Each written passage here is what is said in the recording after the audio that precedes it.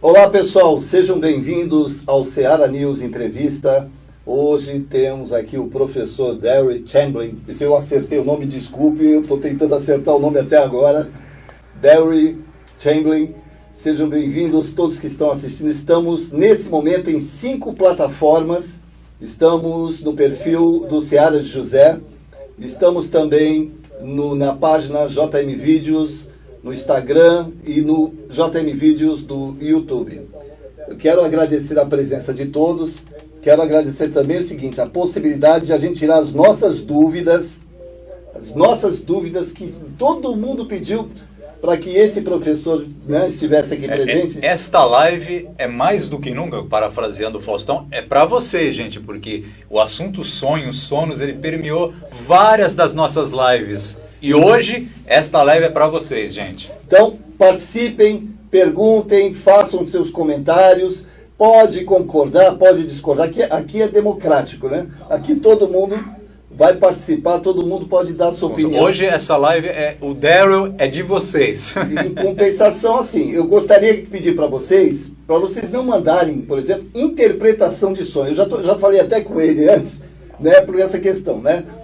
A gente não tem como interpretar um sonho, mas tem como entender como é o nosso sono, o que é que os sonhos representam. Então façam perguntas, que eu tenho absoluta certeza que não tem uma pessoa que não tem uma experiência em relação a isso. Um sonho pitoresco, alguma coisa que sonhou e que tem uma... Nossa, mas por que eu sonhei isso? Nossa, será que esse sonho está me dizendo alguma coisa? Hoje, esta noite, nesse Seara News Entrevista, nós vamos desmistificar essas coisas. Boa noite, professor. Seja bem-vindo. Boa noite, obrigado pelo convite. É sempre um prazer a gente poder explorar esse assunto, porque acontece com todos nós a bagatela de umas 35 a 50 vezes por noite. Portanto, se você fizer a matemática, a gente está falando em mais de 12 mil sonhos por ano. E nenhuma função biológica existiria com tanta prevalência se não tivesse algum motivo para que isso acontecesse. Se nós temos um evento biológico porque biológico também, né, não é só biológico, mas se nós temos um evento biológico tão prevalente a ponto de a gente ter este número de sonhos, é porque os sonhos realmente têm alguma coisa que eles estão tentando nos dizer ou nos ajudar, ou enfim, servir de algum caminho para a gente. Tá, já tem até pergunta a respeito da questão das 3 horas da manhã, daqui a pouco a gente fala, né? Sim, daqui a pouco nós vamos abrir para as perguntas dos internautas, do nosso público, os trabalhadores e apreciadores do lar espiritual Seara de José nas nossas redes sociais. Darryl, você num dos seus vídeos do seu canal no YouTube, o Inteligência, você coloca o sono como o topo da lista dos 5 pilares da boa saúde física e emocional. Baseado nisso, como nós, seres humanos, pessoas que temos uma vida social agitada, agora não, nem tanto, né, por causa da pandemia, como nós devemos proceder para preservarmos o sono em excelente qualidade? Boa noite e muito obrigado pela presença e pela participação. Boa noite. Tem algumas ferramentas importantes que a gente pode sugerir para as pessoas para tornarem o sono delas um evento produtivo. E produtivo no próprio sentido da sobrevivência do corpo, porque sem sono de qualidade, e a gente sabe o número de horas, sem sono, uma certa quantidade de sono de qualidade, a gente sofre sérios riscos de avaria em todos os nossos sistemas. Sistema nervoso, endócrino, respiratório, todos eles sofrem quando a gente dorme menos do que 7 horas contínuas de sono de boa qualidade. Então, nós sabemos, por exemplo, se essa é uma notícia boa ou ruim, depende do sonho da pessoa, né? Mas, por exemplo, se você sistematicamente dorme menos do que 5 horas por noite e é homem, a sua produção de testosterona cai significativamente. Então, só nisso você vê que você tem um efeito acontecendo no próprio potencial de reprodução. Aumenta a probabilidade de você ter doenças respiratórias e por aí vai. Então, o que eu faço para ser um guardião do meu sono? Eu posso falar pessoalmente e muita gente talvez consiga correlacionar com isso. Eu mantenho um hábito, eu mantenho hábitos regulares todos os dias. Então, mesmo confinado, eu levanto 7 horas, 7h10 da manhã. Eu tenho implementado sistematicamente meditação, 2 sessões por dia.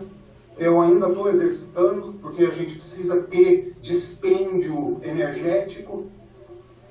Procuro ter uma dieta equilibrada, principalmente com alimentos de origem vegetal.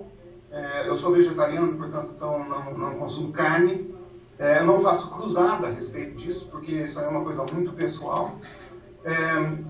E eu procuro lidar com o meu estresse em um nível bastante, digamos, sistemático também. Eu implemento processos de, digamos, reflexão interna, de voltar para dentro de mim, em busca daquilo que está me incomodando naquele momento. Essas são coisas práticas. Recomendaria jamais tomar café depois das 5 horas da tarde, por exemplo. Alguns pregam antes ainda. Aliás, o maior especialista em sono do mundo, ele recomenda que a última dose de café sua deveria ser consumida 14 horas antes de você deitar, o que significa que é quando você acorda, você toma o seu café da manhã e o café sai da sua dieta para o resto do dia.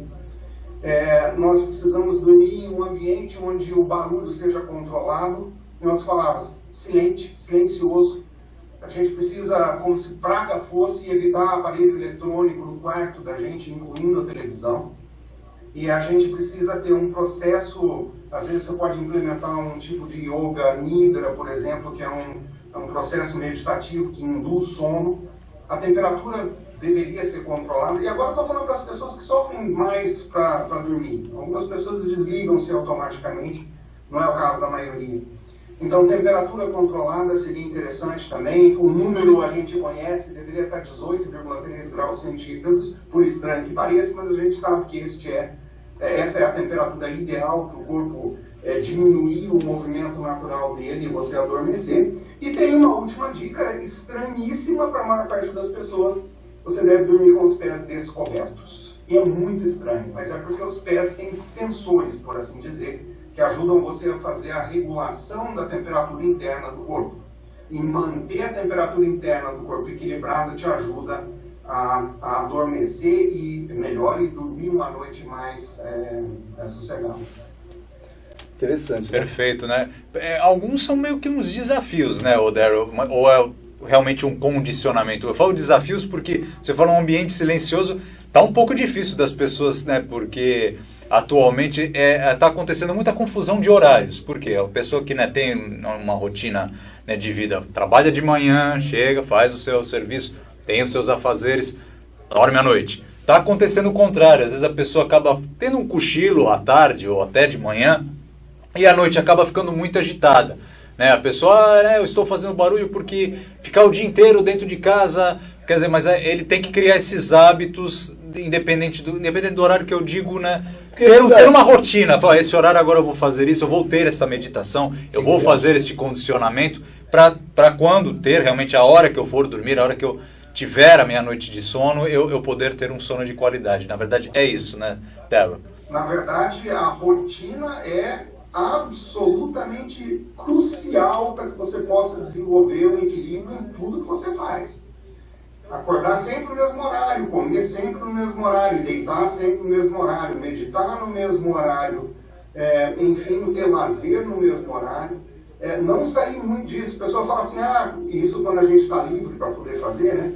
Eu vou sair de madrugada, à noite, vou ficar até a madrugada de sábado a domingo, porque é fim de semana mesmo, que se dane. Mas isso desregula completamente o seu sistema, que depende de regularidade. Então, a recomendação maior escuta, meu chapa, dizer para a pessoa, né? Eu gosto muito de usar essa expressão. Escuta, você convive dentro do seu corpo 24 horas por dia. É você que convive com você 24 horas por dia. O seu corpo é a morada da sua alma. É o lugar onde a sua alma está, por enquanto, residindo. Então, a sua obrigação é cuidar dos sistemas que fazem com que o seu templo funcione bem. E o seu templo é o seu corpo. Não pode se ignorar isso só porque é fim de semana. Não pode se ignorar isso só porque é festa. Não, calma, meu chapa, como eu digo. Vamos colocar regularidade nas coisas que a gente faz, você vai viver mais tempo e melhor. Perfeito. Começar a ter um compromisso consigo mesmo, né? Parar de, já que amanhã eu não tenho um compromisso com a minha empresa, com o meu serviço, compromisso comigo. É verdade. Exatamente. Daqui a pouco a gente vai abrir para as perguntas dos internautas. Então, Daryl, você concorda com o uso de medicação para ajudar na qualidade do sono? Você acha que esse método deve ser usado? Em consultório, eu recomendo para os meus clientes que eles façam uso evidente de, quando for medicamento controlado, que eles façam uso de medicamento sob orientação exclusiva de um médico, e preferencialmente, neste caso, de um psiquiatra que sabe de dosagem, que sabe para que esse remédio vai servir, por quanto tempo que a pessoa vai precisar tomar, e às vezes é necessário que a pessoa tome para entrar no prumo psíquico, psiquiátrico, para entrar no prumo. Uma vez que você entrou no prumo, aí você começa a trabalhar com a gestão do estresse e das emoções na outra ponta, e eu sempre recomendo para as pessoas que numa terceira ponta as pessoas adquiram hábitos espiritualizados. Lidar com os traumas de infância, lidar com os traumas de adolescência, portanto, lidar com o barulho interno, criar hábitos espiritualizados ou desenvolver a espiritualidade. E uma vez que você adquire esses hábitos e que você entra neste ritmo, o medicamento, então, daí provavelmente ele possa ser diminuído e, em última instância, eliminado. Medicamento para sono é uma praga absoluta do ponto de vista de sono de qualidade. Seu corpo desliga, mas quando você está sob efeito de medicamento, você não passa por todas as fases do sono pelas quais você precisaria passar. Inclusive, um dos grandes prejuízos disso costuma ser a qualidade dos sonhos. E sem a qualidade dos sonhos, você não faz processamento de pacotes de memória. Portanto, a sua memória de curto e longo prazo pode ser prejudicada pelo fato de você estar consumindo esses medicamentos. Mas duas pontas. Uma ponta é: preciso entrar no prumo, o medicamento vai me ajudar a entrar no prumo psíquico, psiquiátrico, seja o que for, então eu consumo esse medicamento pelo tempo necessário para fazer isso, mas eu não abro mão de me aperfeiçoar nas outras pontas. Espiritualidade é uma delas, importante, né? Então eu não abro mão de me aperfeiçoar. Uma vez que eu encontre as minhas encrencas, o barulho interno, uma vez que eu entenda de onde tudo isso vem, a probabilidade de eu ser insônia é muito menor. Perfeito. Perfeito. Eu quero dar um oi aqui para todo mundo. A Cléia Ribeiro está dando boa noite para todos nós. Valéria Heloísa Saboia Prado, a Valéria. A Gisele Mâncio. Tem mais gente aqui. A Regina Lago. Tem a Sara Ferreira. Ana Lúcia Mazitelli está dando boa noite. A Sara Ferreira Machado. Esther Amaral, boa noite. Rosa Rodrigues, boa noite. Maleu Cage, boa noite. Benedito Ferreira, boa noite também. Alcina Medeiros, Sueli Manfredi, Gisele Mâncio, Marlene Cioletti, Regina Lago. A Regina Lago está perguntando aquela questão das 3 horas da manhã, daqui a pouco a gente fala sobre isso, né? Vai falar sobre isso. Vai falar já sobre isso aí. Tem mais gente. Vera Gouveia, Marisa Fente Pérez, Rose Marie, Rita Constância. Opa, conhece essa Rita Constância de algum lugar. É a sua mãe. Boa noite, mãe. Isa Quinol, né? Tem a auxiliadora também. O pessoal está entrando aqui, ó. Tá dando boa noite. Isso. Marilene Guerra Rodrigues. Esse pessoal todo aí tá curioso. O pessoal tá dando boa noite. Depois, gente, perguntas, acessem nossas redes sociais. É muito importante. Vocês passaram a semana inteira falando do sono e dos sonhos. Agora vocês façam perguntas. Fiquem bem acordados para fazer todas as perguntas ao Daryl e depois terem excelentes noites de sono e bons sonhos. Vamos à terceira pergunta. Daryl, pessoas ansiosas, elas têm pesadelos ou sonhos caóticos? Ou os sonhos, eles são democráticos, eles independem da personalidade? Eu diria assim, as pessoas que por natureza são ansiosas, e eu digo por natureza, mas eu estou falando aqui por treinamento, porque a ansiedade também é treinamento, por mais que você diga que não, você se treina para ser ansioso ao longo da sua vida, porque você não aborda as questões mais importantes dela com muita frequência, muitas vezes. Quando você começa a compreender o funcionamento interno do seu corpo, por meio de práticas meditativas, por meio da oração, por meio do refoco, por meio da abordagem dos seus medos, então daí, quando você faz esse tipo de prática, a sua ansiedade diminui para a natureza, portanto, também a expressão da ansiedade nos sonhos pode ser alterada. Mas pesadelos, eles são democráticos, como você coloca. Nós todos temos momentos na vida da gente que a gente precisa ter um alerta vindo da nossa consciência que diga pra gente, escuta, se você continuar nessa rota, você vai dar uma trombada. Se você continuar neste caminho, você pode se machucar.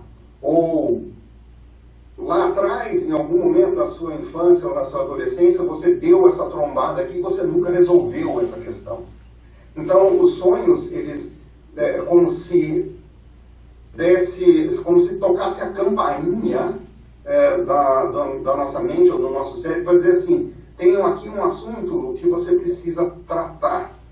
Esse assunto pode estar relacionado a trauma passado, ele pode estar relacionado a potencial trauma futuro, e ele pode estar relacionado a algum processo que está te tirando do seu eixo neste momento da sua vida, portanto o pesadelo ele aparece. Esses sonhos mais clássicos de ansiedade aparecem nessas horas. Inclusive, curiosamente, neste período que a gente vive hoje, com tantas incertezas de saúde, econômicas, com tanta balela política que está acontecendo, que está desunindo as pessoas, eu tenho tido relatos diários, e muitos deles, de pessoas que estão, eu vou chamar de desequilibradas no sentido dos sonhos, para não falar descompensadas, porque eu acho que é uma palavra muito forte, mas as pessoas estão tendo muitos pesadelos nesta fase. Essa fase tem sido uma fase de grande intimidação psíquica, psicológica, de saúde, da ansiedade, medo, para todo mundo agora. Então, dispararam relatos de pessoas com sonhos bastante conturbados. Todo mundo que eu atendo no meu consultório virtual, porque eu estou atendendo pelo virtual agora, tem se queixado de alto índice de pesadelos. Agora, também tem uma outra coisa na parte mais leve da vida, talvez seja mais leve, tem muita gente relatando sonhos também com relacionamentos passados, às vezes mal resolvidos. Então, sonha com ex-namorado, com ex-namorado, com ex-marido, com ex-mulher, talvez esse também seja um pesadelo, dependendo da pessoa que for, né? Mas esse é um momento que está levantando de dentro da gente questões que a gente não teve coragem de enfrentar, talvez, ou não quis se dar o esforço de enfrentar. Então, são democráticos. Respondendo muito longamente uma pergunta que você fez, eles são democráticos. Deixa eu tirar uma dúvida para você. É mito ou não é mito? A pessoa que come muito antes de dormir, ela vai ter um sono realmente pesado? Isso tem a ver ou não tem a ver? Porque agora há pouco nós falamos em off alguma coisa sobre a questão da alimentação. Daqui a pouco eu sei que você vai falar da questão das 3 horas da manhã. Mas é mito essa coisa da alimentação ou não? Eu diria que se você... Inclusive eu tenho uma das colocações do que provoca sonhos conturbados. Uma dessas colocações é justamente o que eu chamo de o efeito churrascada ou o efeito feijoada. A pessoa come igual uma maluca logo antes de dormir, sai para uma festa ou sai para um jantar, vai comer uma ceia, alguma coisa, come até as 2h30 da manhã, já desequilibrou o sono, porque o seu sono normal deveria ter começado no máximo 11 horas da noite, aí o seu pobre intestino, estômago estão precisando trabalhar em metabolizar todas essas coisas que você colocou para dentro. Às vezes a pessoa toma uma boa dose de alguma coisa alcoólica junto, desequilibra completamente a homeostase, né, que é o estado em que todos deveríamos estar, de equilíbrio entre todos os nossos sistemas, e aí a pessoa vai dormir, e aí tem pesadelo, e é óbvio, o corpo está totalmente desequilibrado, você fez-se o favor de encher a cara de comer demais antes de deitar, e por ter feito isso, colocou em xeque os processamentos mais básicos do metabolismo do corpo. Então, realmente, minha opinião é que a vovó estava certa quando ela dizia: evita esse tipo de extravagância antes de deitar. Comer alguma coisinha leve antes de dormir, boa, mas esse tipo de extravagância não. Pode. Certo. Só vou dar uma subidinha aqui sobre a do... Porque outro dia numa live, Daryl, uma das internautas falou sobre uma prática havaiana, é o Ho'oponopono, que é uma prática... Isso, muito obrigado. Sua pronúncia foi perfeita, 1000 vezes melhor que a minha. E outro dia você também, no seu canal Inteligência, você colocou um vídeo, que era a oração pela cura, né? A cura pela oração. Perfeito. Essa prática que você pronunciou muito melhor do que eu, ela é indicada, ela é um auxílio para a qualidade, para melhorar o sono? Eu não diria melhorar necessariamente o sono como um evento, digamos, independente de todos os outros nossos. Eu diria que o que o Ho'oponopono faz é trazer para a gente uma consciência muito profunda da nossa corresponsabilidade com todos os outros indivíduos que vivem no planeta, inclusive os nossos coabitantes, os outros terráqueos que a gente costuma ignorar muito, os outros animais.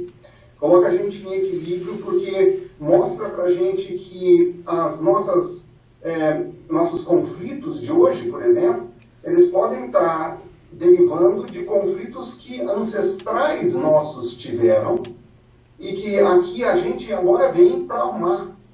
O que encaixa, de certa forma, com teorias reencarnacionistas, mas não necessariamente apenas com elas.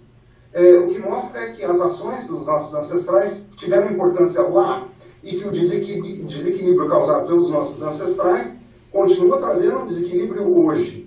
Então, o Ho'oponopono trabalha em perdão, desculpas, gratidão e amor, principalmente. Eu sinto muito, me perdoe, te amo, sou grato, são as palavras-chave dessa oração. E se você parar para pensar bem na abrangência de pedir perdão e desculpas e de afirmar o seu amor para outro, então daí você começa a ver que você consegue adquirir um nível de equilíbrio emocional que evidentemente vai levar a um equilíbrio físico correspondente.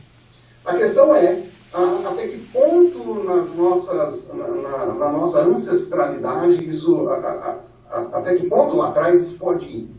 Existe uma teoria que talvez possa ser 8 gerações passadas. Não estamos falando de encarnação passada. A gente está falando daquela coisa que o tetravô do seu tetravô fez, tem influência em você aqui hoje.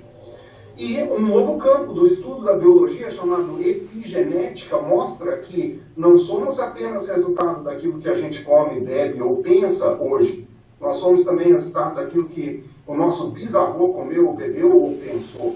O que significa que o Ho'oponopono entra bem nessa linha, exatamente nessa linha, de a gente encontrar equilíbrio com as coisas que os nossos ancestrais fizeram.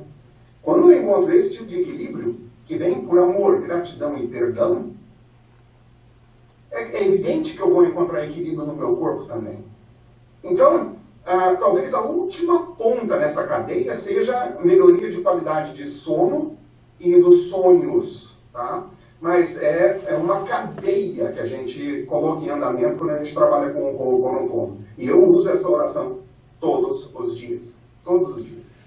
Tem uma pergunta aqui da Rosemarie, mas foi que talvez a Rosemarie não tenha escutado no início que eu falei da questão do significado. Eu vou colocar a pergunta, mas você, é óbvio, você responde da forma que você achar melhor.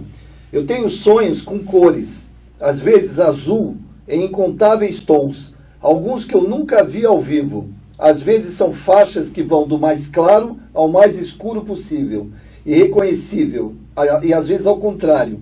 E raramente sonho com matizes de uma única cor, mas tudo perfeitamente reconhecível. Mas somente o azul são em faixas. Gostaria de saber se tem algum significado. Bom, você que sabe, Débora. Vai depender muito da relação da pessoa com o azul, entende? Como sonhos são extremamente pessoais, E é interessante, a pergunta é muito interessante e relevante, porque dá a oportunidade para a gente de explicar o grau de dificuldade que a gente tem de tentar interpretar um sonho específico de uma pessoa específica. Porque, veja, a minha relação com o azul pode não ser a mesma relação dela com o azul. Entende? Então, ela tem um sonho com uma multiplicidade de tons de azul. Para ela pode estar significando uma coisa que talvez para um pintor profissional significasse outra. Então, um pintor profissional está precisando resolver um problema com tons de azul. Ele vai lá e ele resolve esse problema com tons de azul pela criatividade que o sonho permite. Agora, me parece que o dela pode estar penetrando no nível daquilo que eu chamo de sonhos espirituais, e talvez essas sejam mensagens de espiritualidade. Eu não estou falando de comunicação com espíritos, eu estou falando de espiritualidade, no sentido de você melhorar a sua ou de lapidar a sua espiritualidade.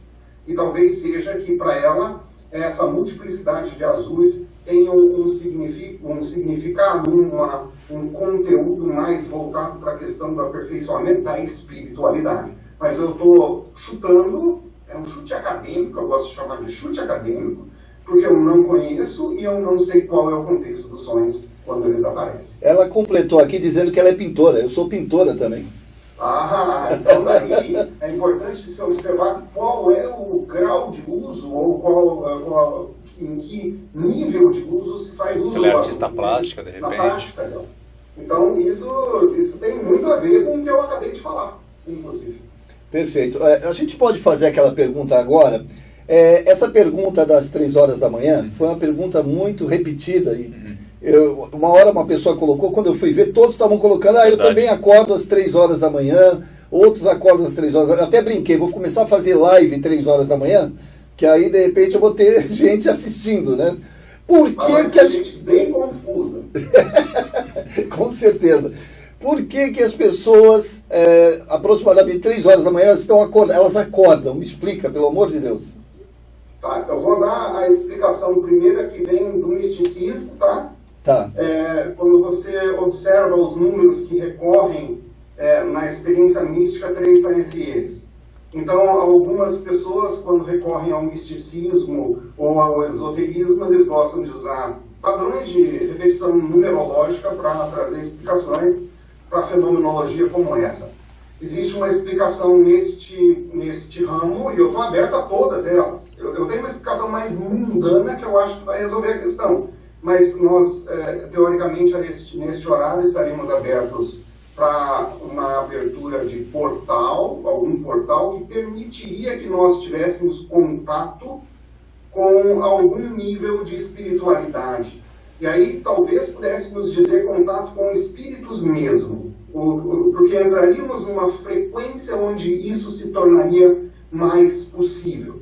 Eu gosto dessa teoria. Muitos dos meus sonhos que envolvem diálogo com a espiritualidade acontecem neste horário. Muitos deles eu acordo com muita frequência às 3 horas e 3 minutos da manhã. Essa é a minha hora, 3 horas e 3 minutos. Uma cliente com quem eu falei hoje, à tarde, agora que eu tive uma consulta, ela falou que foi 3h33, certo? Mas é sempre nessa faixa. Agora, qual que é a explicação mais mundana para isso? Eu chamo de mundana uma explicação científica que mata a charada para, imagino eu, uma boa parte da população. Às 3 horas da manhã, a nossa reserva de glicogênio hepático acabou. Segundo, eu não sou especialista nisso, mas segundo o que eu entendo da medicina tradicional chinesa, da 1 hora da manhã às 3 horas da manhã, o fígado está funcionando mais. Então ele está fazendo, vamos chamar assim, no mundo tecnológico moderno, ele está fazendo a digestão dos pacotes de informação, e um deles seria o glicogênio. 3 horas da manhã acabou a reserva de glicogênio, e o corpo precisa passar a produzir adrenalina de novo. Aí você acorda. E aí quando você acorda, você produz a adrenalina, que começa o reciclo da bioquímica do corpo, entende? Então, na verdade, o que se vê explicado do ponto de vista metabólico, do ponto de vista da tradicional chinesa, enfim, o que se vê é que é muito mais um funcionamento do ciclo natural metabólico do corpo, então da bioquímica do corpo, do que explicação que se poderia atribuir a qualquer nível de mudança de espiritualidade ou de abertura de portais, coisa e tal. Não que eu descarta que a espiritualidade poderia utilizar essa hora em que existe uma mudança metabólica no corpo para trabalhar conosco ou com as pessoas que têm mais sensibilidade a este tipo de comunicação. Então, veja, eu não posso excluir nenhuma coisa nem a outra. Mas a explicação bioquímica simples é uma ótima explicação e talvez na maior parte dos nossos casos seja só isso que está acontecendo. Tá ótimo. Olha, pessoal, se vocês concordam aí, vai lá, mandem aí comentários. Eu quero mais participação de vocês. Sim. Só dá Rob Lopes e Zé Maria, gente, vamos lá, participem. Nossas redes sociais estão aí para vocês, para perguntarem o que vocês quiserem ao Daryl. Inclusive, só frisando, o Daryl tem 4 livros publicados. 4, né, Daryl? Livros publicados, são 3. O Antropomazologia, o Portal dos Sonhos, que é nesse que ele fala sobre interpretação e significado de sonhos. E o último é o E Eu, né? Isso. Isso. É um livro que trata da gestão do estresse e de práticas meditativas. Sim, sobre como trabalhar isso com pessoas que têm ansiedade, né? Como as pessoas ansiosas, né? Já acabou de falar sobre a ansiedade nos sonhos, né? Enfim, isso. São esses as obras que você pode encontrar do antropólogo Daryl Champlin. Olha, a Fátima... Os dois deles, o Portal dos Sonhos e eu, inclusive, fiz de doação às pessoas que quiserem uma cópia. Não sei se eu estou adiantando a frase. Pode. À vontade, Daryl. Eu fiz de doação o livro eletrônico, né, o e-book, para vocês poderem distribuir para as pessoas que tiverem interesse em ler essas 2 obras. Elas estão disponíveis nas principais livrarias eletrônicas do país, mas eu gosto muito de disseminar conhecimento para aquelas pessoas que têm interesse em receber esse conhecimento. Portanto, eu abro mão de qualquer direito autoral para que eu possa compartilhar de conhecimento, de bem-estar com as pessoas. Portanto, está na mão de vocês aí, o jeito que vocês quiserem distribuir isso depois. Para mim está ótimo. É só procurarem no Google Portal dos Sonhos, livro do antropólogo Daryl Champlin. Pois não, Zé? A Fátima Escândalo, ela diz assim: pessoas em depressão tendem a sentir sono cedo e acordar pela madrugada entre 3 e 4 horas com pensamentos de medo? Depressão é uma condição emocional muito séria. Muita gente acha que é algo a ser, às vezes, até ridicularizado. Tem gente que não tem paciência nenhuma com o processo depressivo, mas essas pessoas fazem isso porque desconhecem por completo a história de como essa doença se manifesta, e hoje ela é a 3ª mais prevalente doença do mundo, e há estimativas que nos próximos 20 anos ela possa ocupar, inclusive, o lugar de doenças coronarianas no destaque das doenças mais importantes do mundo, e ela mata milhares de pessoas por ano, se por nenhum outro motivo. Pelos índices de suicídio que a gente observa, a gente pode chegar a uma conclusão como essa. A depressão, é evidente que isso pode ser um efeito colateral da depressão. Depressivos têm muito mais, da minha prática, na minha observação, tem muito mais sono, mas para mim tem um motivo muito claro por detrás disso.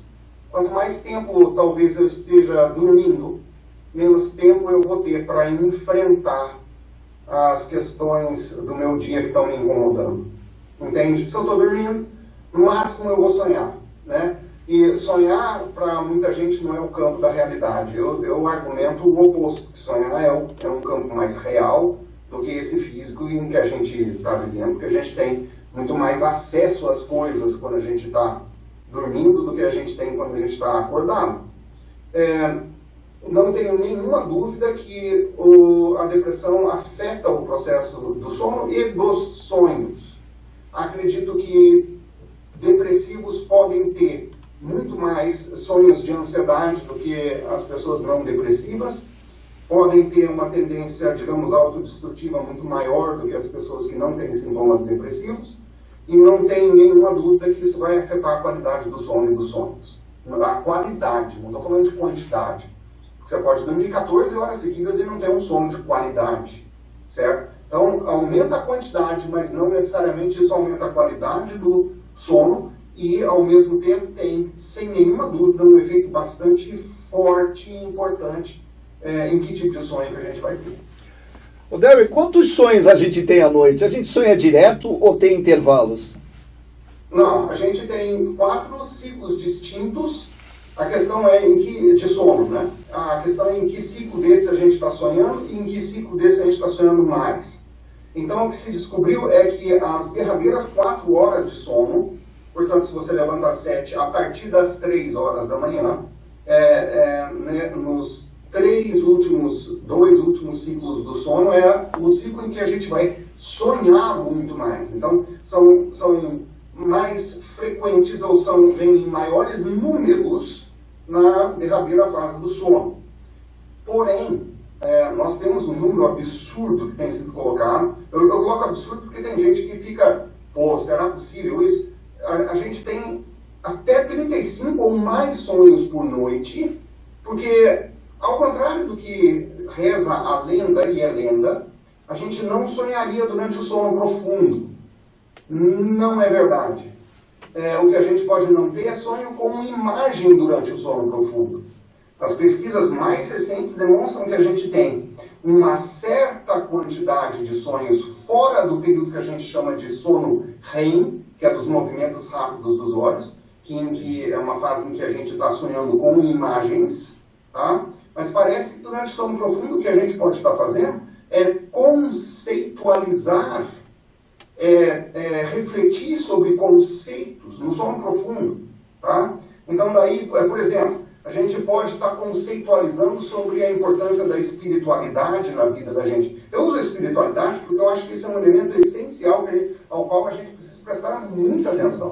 Então, durante o sono profundo, a gente pode estar trabalhando com conceitos de uma forma mais profunda do que durante o sono com imagens, porque quando a gente está sonhando com uma imagem, uma certa quantidade desses sonhos tem a ver com distribuição de pacotes de memória, tem a ver com criatividade, tem a ver com solução de problemas, tá? Enquanto no sono profundo, penso eu, a gente está lidando com as questões mais relevantes filosoficamente da vida da gente. Tá certo. Assim. A Fátima Escândalo está falando que ela afirmou, ela não perguntou, não foi uma interrogação, a questão da depressão e com pensamentos de medo. Ela está só esclarecendo que ela fez uma afirmação, tá? Ah, entendi. Ah, não, mas é verdade mesmo. A depressão, sem nenhuma dúvida, tem como co-irmã o processo de ansiedade e de medo. Veja, o medo, ele é pertencente ao futuro. A gente não pode ter medo de alguma coisa que já aconteceu. A gente só pode ter medo de alguma coisa que ainda está por acontecer. Verdade. E uma dose da vida da pessoa que sofre de depressão é a ansiedade e também o medo por não saber o que está vindo ali pela frente. Mas a depressão é alguma coisa muito complexa. Eu vou até mostrar aqui um livro de que eu gosto muito, e eu não sei se a imagem aparece invertida. Vou fazer um pouco de propaganda aqui pro... Eu não sei se vocês conseguem... Um pouco mais para trás, um pouco mais para trás. Peraí, é que a imagem está... Tá saindo de foco. Então eu vou só ler o que é. Chama-se O Demônio do Meio-Dia, do Andrew Solomon. É enciclopédico o livro, é talvez a melhor publicação que eu já li a respeito de o que é a vida do deprimido, ou do depressivo. E as pessoas que têm familiares, que têm processos depressivos, ou que têm depressão, e pessoas depressivas deveriam usar isso aqui como livro de cabeceira, porque ele é enciclopédico no que diz respeito ao conhecimento da depressão. A questão é apenas que ele foi publicado antes do conhecimento sobre epigenética aparecer com mais força. Acho que ele é de 2011 ou de 2012, e os conhecimentos sobre epigenética vieram com mais força um pouco mais tarde. Então, alguns elementos do epigenoma que a gente sabe que estão envolvidos em processos depressivos, eles não aparecem nessa publicação. Mas é uma publicação, eu não vou chamar de seminal, mas eu diria assim, é uma publicação extremamente importante para a pessoa comum, tá? Não para um especialista, um psiquiatra, alguma coisa assim, mas para a pessoa comum ter um entendimento do processo depressivo. É essencial, chama O Demônio do Meio-Dia, leitura obrigatória. Tá, ok.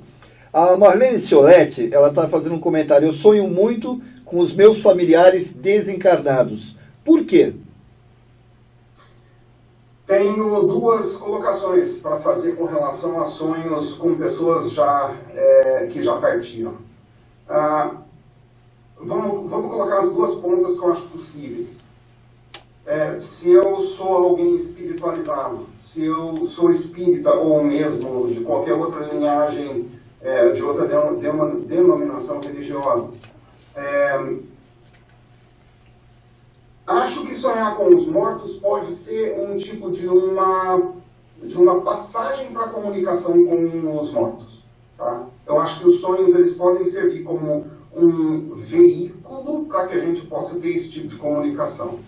Não é o único, mas acredito que seja um dos veículos que permitem, até por conta de mudança de frequências e tudo, que permitem a gente ter essa comunicação. Mas eu não acho que esse tipo de comunicação é preponderante. Nós falamos, eu acho que quando a gente sonha com os mortos, na maior parte das vezes, tudo que a gente está fazendo é refletir uma situação atual que fez com que a lembrança do falecido aparecesse para a gente. Então eu tenho um estímulo que está acontecendo na minha vida neste momento, que por algum motivo emulou uma lembrança que eu tenho dessa pessoa. Tá? E essa pessoa aparece para mim simbolicamente, não é ela, é simbólico. E a outra coisa que eu penso é que sonhar com os mortos tem alguma coisa a ver com... É ruim, né, talvez, usar essa palavra, mas é lamber ferida, tá? Vamos falar, eu tô muito sentido com a ausência dessa pessoa. Meu pai, minha mãe, primo, sei lá. Então me dói muito a ausência dela. E o que eu estou fazendo quando eu sonho com ela é amenizar o trauma da distância. E eu coloco isso como uma das principais linhas de argumentação, porque a gente sabe que quando a gente dorme com uma situação estressante, de medo, de ansiedade, de angústia, alguma coisa na vida da gente está incomodando muito a gente naquele dia. Quando a gente acorda no outro dia, depois de ter passado uma noite toda dormindo, a gente acorda no outro dia com uma sensação de urgência muito menor. Tá? Então, o sono ajuda a curar feridas. A gente encontrar com os falecidos durante o sono ajuda a gente a lidar com a saudade deles. É por isso que também às vezes acontece, pelo menos a impressão que eu tenho das vezes que sonhei, o meu pai desencarnou já faz um ano, ultimamente não tenho sonhado com ele, mas logo quando ele desencarnou eu sonhei bastante. Num desses sonhos, Daryl, há um distanciamento, assim, que eu digo, parece que eu estou encontrando assim, um amigo, mas não é aquele amigo tão íntimo, aquela pessoa, e a gente tenta estabelecer uma comunicação, um contato, e a pessoa não é que ela está, vamos dizer, arredia com você, mas ela tem um distanciamento de, oi, tudo bem, quer dizer, aquela situação em que eu agora estou em outro plano, outro caminho, e você agora continua no seu. Acontece, né, geralmente isso, pelo menos comigo. Não sei, por favor, gente, façam através dos comentários e das perguntas a situação que vocês, né, têm nos seus sonhos com entes queridos. Serve para diminuir a ansiedade da gente, não tem dúvida. Serve para diminuir muito a ansiedade da gente. Mas tem outros fatores envolvidos também, eu acho que a gente nem teria tempo para entrar em todos eles hoje, considerando esse horário, mas é uma pergunta muito relevante e importante. A Elisandra Francisco está perguntando para você, quanto dura um sonho? Então, essa é a pergunta que vale $1 milhão, né? A gente acredita que um sonho completo ele pode aparecer para a gente e ser começo, meio e fim em questão de 1 minuto. Alguns sonhos duram bem mais do que este minuto, mas eles não são tão longos como eles parecem ser. Isso que é mais interessante. Então, digamos assim, se você consegue receber uma mensagem completa de um conjunto de imagens que você teve durante o sono, portanto, dentro de um sonho que a gente tem dormindo, porque a gente também sonha acordado, tá? Mas enquanto a gente está sonhando dormindo, se eu consigo conceitualizar alguma coisa, eu já posso considerar isso daí como sendo um sonho que me trouxe as mensagens necessárias e suficientes para aquele conteúdo. Às vezes a gente acorda de um sonho que parece que a gente está tendo uma eternidade, acorda, levanta, por exemplo, vai fazer xixi, volta e o sonho continua. Então é muito difícil a gente dizer com absoluta exatidão, mas eu digo, dura de alguns segundos a alguns minutos. Ou seja, não tem regra, né? Para cada um depende. Não tem uma regra absoluta, porque muita coisa pode acontecer pelo meio do caminho enquanto a gente está dormindo e sonhando. Uma vez eu vi uma pesquisa americana dizendo que nós podemos induzir o nosso sonho. Que essa pesquisa foi muito interessante, que de uma pessoa que ficou tentando fazer isso várias noites, e ela conseguiu acabar sonhando com aquilo que ela queria. Isso é possível? Totalmente. E não é só isso não, a gente pode induzir o sono e os sonhos da gente para que a gente acorde no meio de um sonho e saia comandando o sonho por aí. A maior parte das vezes os sonhos parecem alheios e completamente ausentes de qualquer controle nosso. E a maioria dos nossos sonhos é exatamente isso, a gente não tem um controle direto sobre eles. Mas a gente pode se treinar para acordar no meio deles, e a gente pode se treinar para acordar no meio deles e dar direcionamento para o tal sonho. E se eu mentalizar muitíssimo alguma coisa, eu posso provocar uma série de imagens onde esses meus pensamentos aparecem e são refletidos. Por exemplo, eu não posso ensinar as técnicas que se utilizam para isso, eu não acho nem que seria ético, talvez esbarraria numa questão até de moral, mas é inteiramente possível eu, daqui onde eu estou, influenciar o seu sonho aí onde você está. E já fizemos dezenas de experimentos desse tipo, em laboratório inclusive, e a natureza desse tipo de sonho é bastante conhecida, e o fenômeno mental que faz com que isso seja possível também é bastante conhecido. Eu até desafio as pessoas que estão assistindo a gente, qualquer outro, dizer que nunca compartilhou um sonho com alguém, por exemplo. A gente tem um sonho aqui, a outra pessoa sonha exatamente a mesma coisa. Qual que é a natureza deste sonho? Como que isso foi provocado? Em laboratório a gente já usou, por exemplo, focar em uma fotografia, uma que foi muito relevante, feita num laboratório do sono. As pessoas focaram na imagem da última ceia de Cristo. E o sonhador teve 9 sonhos que refletiram a última ceia de Cristo. Num desses sonhos tinha um grupo de indivíduos, dentre os quais havia um médico. Ora, Jesus Cristo é o maior médico de todos. Num destes sonhos, o indivíduo viu um grupo de indivíduos, dentre os quais havia um traidor. Então é assim, não é um sonho sobre a última ceia que a pessoa teve, mas ela teve um sonho sobre a última ceia. Entende o que eu quero dizer? Teve um sonho sobre aquele conteúdo que aparecia na fotografia, que foi trabalhado mentalmente para ser enviado para essa pessoa que estava dormindo. Tá? Então, sim, nós podemos formar sonhos e, sobretudo, por meio da técnica de indução de sonhos lúcidos, a gente pode controlar o destino deles. Você, por exemplo, usa a técnica da hipnose? Eu uso hipnose em pequena escala para questões clínicas em consultório, mas eu não uso isso como busca de encarnação passada, eu não busco isso como ferramenta para descobrir quem que eu fui antes. Não, eu uso isso como uma maneira de acessar evento traumático acontecido geralmente na primeira infância.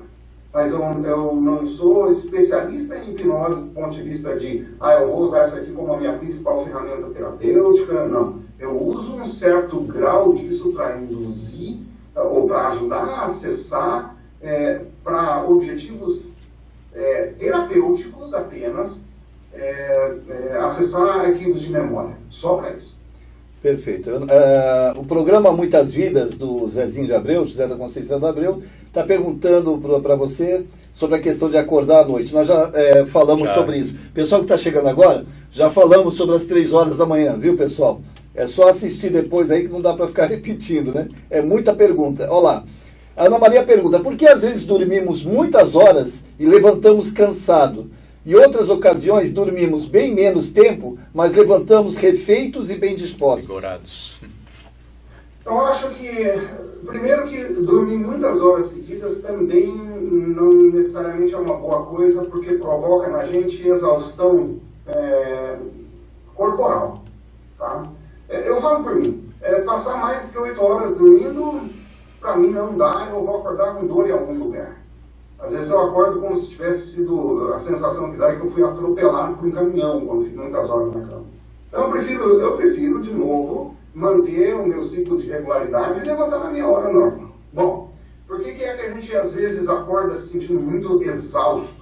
Ora, porque a gente lidou com, possivelmente a gente tem lidado com grandes problemas que a gente está enfrentando na vida desperta durante os sonhos. Então, a exaustão que traz para a gente, a exaustão físico-mental que traz para a gente, é porque a gente está lidando muitas vezes com conflitos. Tem uma estatística curiosa que diz que 78% dos nossos sonhos são negativos. E eles são negativos porque eles querem atrair a atenção da gente para a resolução de problemas, muitas vezes. Tem muitas estatísticas, então talvez essa não seja exata, mas eu diria, muitos dos nossos sonhos são negativos, porque a gente precisa ter noção que a gente tem coisa a resolver. E isso é cansativo, o esforço mental que isso traz para a gente é muito cansativo. Perfeito. Derry, estamos com tempo ainda? Dá tempo ainda? Da minha parte, eu tenho mais 10 minutos. 10 minutos? Eu tenho uma consulta daqui 10 minutos, por isso que eu estou falando. Tá, vamos rapidinho. Por que algumas pessoas não lembram dos sonhos? Tem N motivos para isso. Vamos colocar algumas possibilidades. Antes de dormir, a pessoa está fazendo um alto grau de uso de bebida alcoólica, por exemplo. Isso vai interferir na capacidade de rememorar as coisas. Ou a pessoa toma medicamento de sono, medicamento para induzir sono. Isso interfere com a produção dos sonhos, porque ele desliga a nossa capacidade de sono REM, por exemplo. Então, medicamentos, abuso de elementos como drogas, ou qualquer outra coisa pode ser um fator que interrompe a lembrar de sonhos. Tem pessoas que não lembram dos sonhos, penso eu como um certo mecanismo de defesa, porque a pessoa prefere não enfrentar os problemas que estão aparecendo nos sonhos. Preferem não enfrentar, portanto, preferem não lembrar. Tá? Então, penso que esse também seja um mecanismo sutil emocional nosso. Talvez a pessoa esteja passando por um momento tão tranquilo na vida, mas tão tranquilo, que ela não precisa lembrar. Então, não tem uma resposta específica, tá? Mas eu sei que, por exemplo, uma aluna minha no jornalismo, inclusive, só para destacar aí, ela veio e me perguntou uma vez: professor, eu não sonho nunca. Aí eu dei uma série de instruções para ela de como lembrar dos sonhos. 2 ou 3 meses mais tarde ela volta para mim e diz assim: professor, como é que eu desligo isso agora? Né? Então, é uma questão sutil, depende muito da pessoa. Eu posso quase assegurar que com um índice de certeza 90% para cima, e se me permitir ficar 2 noites acompanhando a pessoa que diz que não está sonhando, ao final da 2ª noite a pessoa vai estar sonhando, vai estar lembrando do sonho. Está todo mundo sonhando. Ao final da 2ª noite, o terror da minha presença vai ser tal que a pessoa vai acordar. Essencialmente o que eu vou fazer é acordá-la várias vezes durante a noite quando eu souber que ela está sonhando. E é possível de fazer. A gente só acompanha.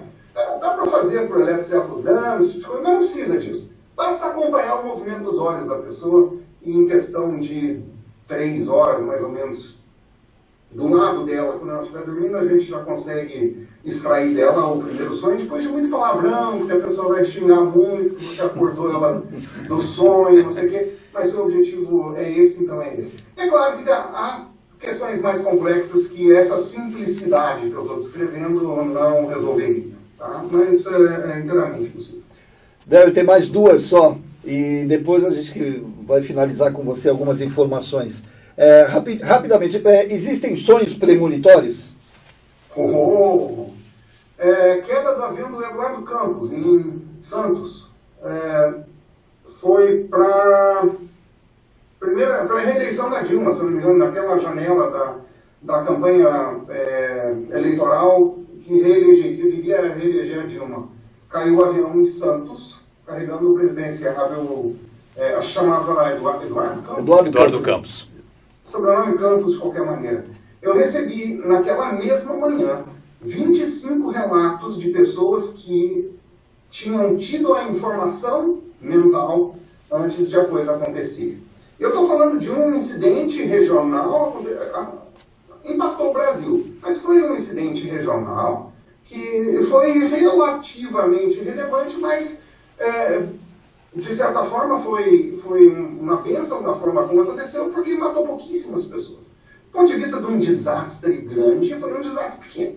Aquele foi um desastre pequeno. Mas eu recebi descrições muito confiáveis de 25 pessoas que, inclusive, uma descrevia o padrão de voo do avião antes dele cair e muito antes dos jornais mostrarem isso. Esse é um sonho premonitivo, é um sonho precognitivo, de você ter um entendimento da coisa antes dela mesma acontecer. Nós temos muitos desses sonhos, eles acontecem na nossa última fase do sono, geralmente, que seria aqueles sonhos que você está tendo quando você acorda, tipo, no meu caso, das 5 da manhã às 7 da manhã, seria o meu horário precognitivo. Todos nós sabemos os eventos dos próximos dias e meses com antecedência, a gente só não sabe que a gente sabe, ou porque a gente não aprendeu o idioma que os sonhos usam, ou porque a gente ignora o fato, seja pelo que for, seja o motivo que for. Sonhos precognitivos são importantíssimos, estão entre os mais rememorados por nós. A gente lembra mais deles do que dos outros, por estranho que possa parecer. Penso eu que seja como um mecanismo para prevenir o nosso próximo passo. Perfeito. A Gabi Vedramini, ela fala assim: boa noite, eu tenho tido sonhos vividos, estranhos, sempre estou fugindo de situações perigosas, tendo, por exemplo, que pular de alturas extremas, onde há rio ali embaixo e faço no sonho. Por que será? Sonhos malucos? Nenhum sonho é maluco quando você aprende o idioma dele. É como você dizer assim, claro que num outro âmbito completamente separado, mas é dizer assim, eu acho que o chinês não tem significado, eu não entendo, mas tem mais de 1 bilhão de pessoas falando chinês e estão entendendo, sabe? Então todos os sonhos, eles têm algum significado. Esse significado pode ser apenas um que auxilia a distribuição de pacotes de memória, ou eles podem estar trazendo um significado muito mais profundo. Esse tipo de sonho, em particular, são sonhos de alto grau de ansiedade. Na psicologia junguiana, a gente estaria lidando com alguns arquétipos, um deles seria muito provavelmente o da sombra, que é daquilo que persegue a gente. Eu diria que quando a pessoa tem um sonho dessa natureza, é porque tem, neste momento da vida dela, alguns obstáculos que ela está enfrentando, ou dos quais ela está tentando fugir ou evitar, entende? Então esse é um sonho de um grau de ansiedade bastante razoável, tá? E de ameaça, digamos, bastante razoável. Tá certo. Do programa Muitas Vidas, José da Conceição Abreu, Zezinho, ele estava falando que teve o caso do Mamonas Assassinas, né? Que um deles sonhou que o avião caía. Sim, o tecladista da banda, o Júlio Hasek. Ele sonhou... Eu te digo que se eu tivesse tido o sonho que ele teve, eu não teria pego o voo dele. Verdade. Eu também não. Demais. E numa situação mais assim amena, o guitarrista Luiz Carlini, que fez parte da banda da Rita Lee, ele disse que o solo da música Ovelha Negra, o grande sucesso dela, ele disse que sonhou com esse solo. Ele sonhou na cabeça dele com a melodia e ele acabou construindo a melodia antes de gravar. Com esse sonho que ele teve. Você quer um exemplo mais dramático do que o cara que teve um sonho e ele entrou no bolão do Sport TV, colocando o resultado do jogo Brasil e Alemanha, 7-1 para a Alemanha. 7-1 foi o jogo, né? Foi. Ele acertou com absoluta precisão o resultado daquele jogo lá, ele ganhou o bolão, e, evidente, ele levou sozinho, né? E perguntaram para ele, mas como é que foi que você acertou isso? Como é que você sabia? Sonhei. Olha, mas isso sim é que é um sonho bom. Isso sim. A agulha de costura foi feita através de um sonho, a tabela periódica foi conceitualizada através de sonho. É porque a gente está prestando atenção. Se eu, você e todos os outros estivéssemos prestando atenção, a gente resolveria muitos dos nossos problemas. É verdade. Só por entender sonho. Você pode? Não, sonho bom para ele, quer dizer, no final acabou sendo para nós torcedores do Brasil não foi, né? Mas para ele. Ele vai ser levou a TV. Sim. Só para terminar, Del, conta um pouquinho como é que você começou com essa história do sono e dos sonhos. Parece que você teve uma experiência pessoal. O que levou, né, você a até escrever sobre isso, escrever um livro sobre isso? Eu tinha 12 anos de idade, 12 anos e meio, quando eu comecei a ter um sonho recorrente. Nesse sonho eu me encontrava na frente de uma casa que eu não conhecia à época do sonho. Quer dizer, eu não conhecia, achava eu. E eu entrava nessa casa e ia até a cozinha. Estava acontecendo uma festa na cozinha. Eu vou contar a história numa casca de noz, tá? Quando eu falo casca de noz, é porque eu vou dar uma boa resumida, não. E eu entrava nessa festa e entrava nessa casa, estava tendo uma festa lá. Só que eu só ia até a cozinha. Porque na vida real, não me convida para festa, porque geralmente eu não gosto. Eu não corro o risco, por exemplo, de fazer aglomeração social aqui, principalmente por festa, porque não é uma coisa que me atrai para começar. Mas naquele dia, inclusive nesse sonho, eu entrei na casa, estava tendo uma festa, e eu via uma silhueta se formar. Essa silhueta era de uma mulher, e eu puxava essa mulher para fora da casa e ia até o meio da rua. E no meio da rua eu dava um abraço nela e sentia que as pontas dos cabelos dela ficavam úmidos, estavam um pouco molhados. Então, esse essencialmente foi o sonho que eu tive durante mais de 12 anos. Eu era tão intrigado, quase obcecado com a interpretação desse sonho, porque ele acontecia com certa frequência, que eu fui fazer pós-graduação nessa área. A minha área de interesse sempre foi gestão do estresse por sonhos e entendimento dos sonhos. E esse sonho depois foi o precursor do meu livro Portal dos Sonhos, porque finalmente ele se resolveu. Na vida real, em torno de 1985, meu pai fazendo uma visita para mim lá na cidade onde eu morava nos Estados Unidos, ele sugeriu que a gente fosse conhecer a casa que pertencia à minha avó, que ficava no lado leste da cidade. Era uma casa até chiquetosa, por assim dizer, classe média, né? E quando eu parei na frente da casa, eu sabia que aquela casa ali era a casa com a qual eu tinha sonhado por todos aqueles anos. Mas a minha única experiência real dentro daquela casa foi ainda bebê. Então, talvez o sonho tenha usado aquele veículo daquela casa para fazer alguma coisa, para me levar conforto, eu não sei. Bom, eu achava que estava relacionado à formação de algum tipo de amizade, namoro, alguma coisa assim, porque tinha a ver com um encontro inusitado com uma pessoa, né? Mas toda vez que eu tinha um sonho, eu ficava na expectativa que eu ia conhecer talvez alguém, que eu ia, enfim, fazer uma amizade nova, alguma coisa assim. E aquilo nunca se concretizou. Vindo dos Estados Unidos para o Brasil, me empreguei num jornal aqui, a Folha de São Paulo, fui trabalhar lá, o sonho continuava acontecendo. Eu fui, em um determinado momento eu saí do jornal e na época eu namorava com uma moça com quem eu acabei tendo um relacionamento curto, mas que não deu certo. E eu nunca vou esquecer a cena, na casa da minha mãe veio aquele que sempre foi um grande amigo meu, e numa conversa de uma sexta-feira de tarde, ele estava falando, fica sozinho não, você é um cara bacana, tranquilo, você não deve ficar sem um relacionamento, procura um relacionamento. Eu falei, estou muito cansado para isso, estou fechado para balanço. Ele falou, olha, escuta, e agora vem a parte pior. Ele falou assim, a empregada lá em casa, ela compra uma revista, essa revista tem uma seção de contatos imediatos, classificados, né? Lá sempre tem pessoas com quem corresponder. E eu falei, cara, você está querendo arrumar para mim um casamento, né? E ele falou, não, é gostoso, você se corresponde e tal. Eu falei, eu nunca vou fazer isso na minha vida, jamais. Ele foi para a casa dele, e eu fui para a banca. Chegando na banca, não tinha revista. Eu falei, ufa, que sorte. Isso era sexta-feira. Essas alturas eu já estava empregado em outro lugar em São Paulo. Então, na segunda-feira eu fui para minha casa em São Paulo. E andando pela Paulista, eu passei na frente de uma banca de jornais e lá estava aquela revista. Que eu comprei. E estranhamente era uma revista de televisão. Eu jamais compraria uma revista dessa em sã consciência. Comprei e abri a revista de trás para frente até chegar na parte dos contatos imediatos. Chamava contatos imediatos, inclusive.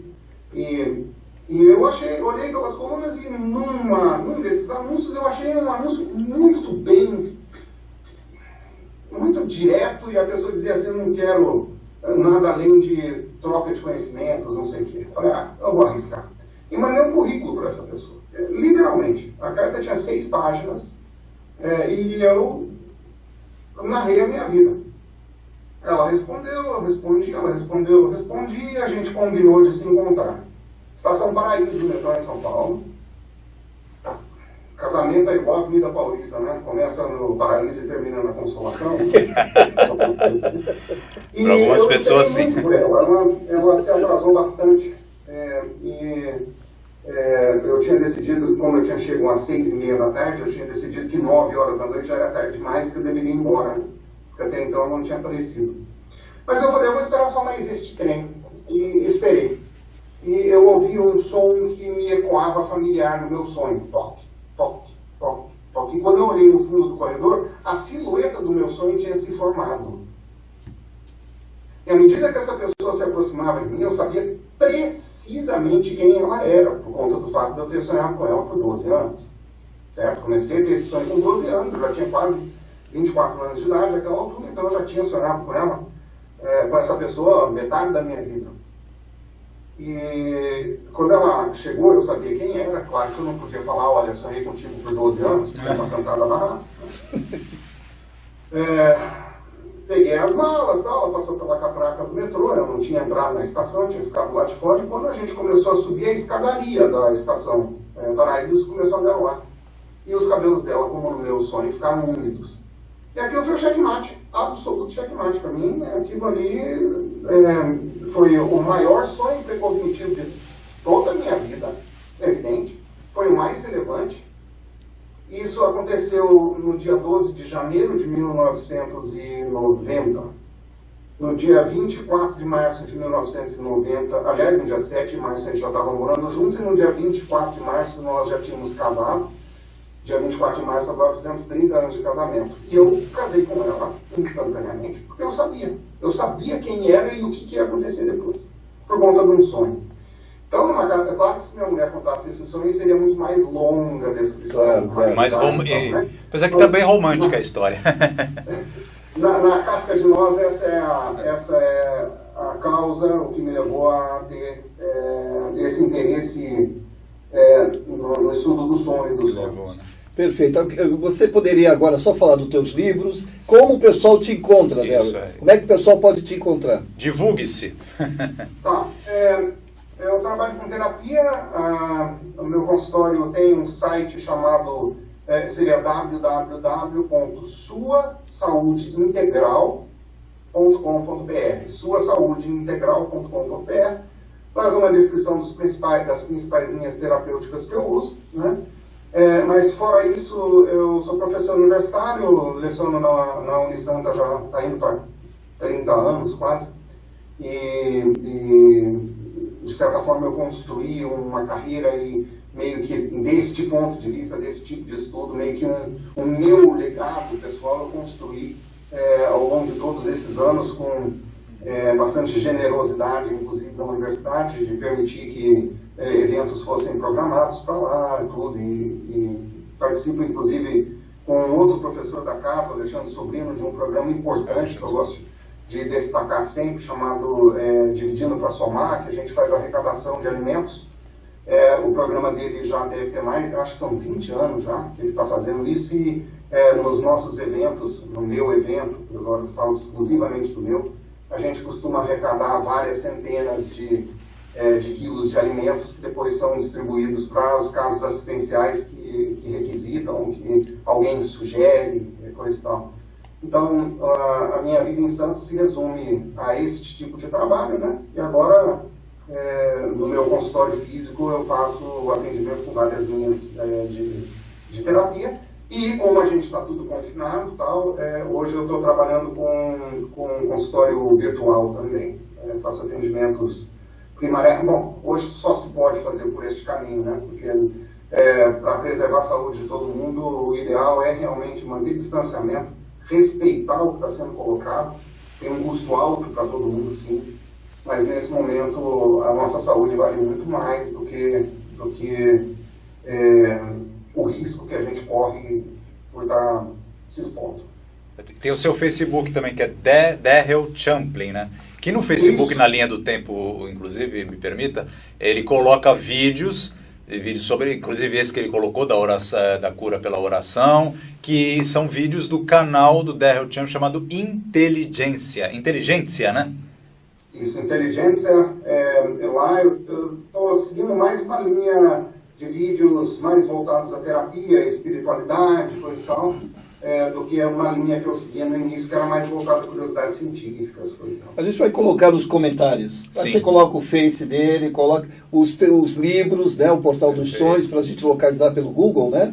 Não é isso? Não, eu mandei exemplares que vocês podem, eletrônicos na semana passada, que vocês podem distribuir do jeito que vocês acharem mais interessante aí, para quem quiser solicitar. Perfeito. Quem quiser comprar, está nas principais livrarias. Amazon.com.br, está na saraiva.com.br, está na cultura.com.br também. Então, os livros estão disponíveis, mas eu fico mais do que feliz em poder doar alguns exemplares. Muito obrigado pela atenção, muito obrigado por esse momento, por essa hora. Que Deus te abençoe no teu trabalho, que ilumine o teu trabalho, que você continue com saúde aí, né, ajudando muita gente, que a gente sabe que tem um lado, né, o lado que a gente tem profissional, mas tem um lado também humano, da solidariedade. Muito obrigado, viu? E se tiver mais alguma pergunta, alguma coisa, depois eu mando para você aí, nem que seja pelo WhatsApp, aí você responde para as pessoas, tá bom? Tá bom. À medida da possibilidade, eu tenho mais algumas consultas essa noite ainda, mas à medida que o dia de amanhã progredir, eu posso abrir algum tempo para poder fazer esse trabalho aí. Né? Tá bom, fica com Deus, muito obrigado. Obrigado a todos que assistiram. Amanhã às 14 horas estamos com o NED, Núcleo de Estudos da Doutrina Espírita, com o Newton Júnior. Então vamos estudar mais algumas perguntas do Livro dos Espíritos. Tchau, pessoal, tudo de bom. Fiquem com Deus. Boa noite, bons sonhos, gente. Seara.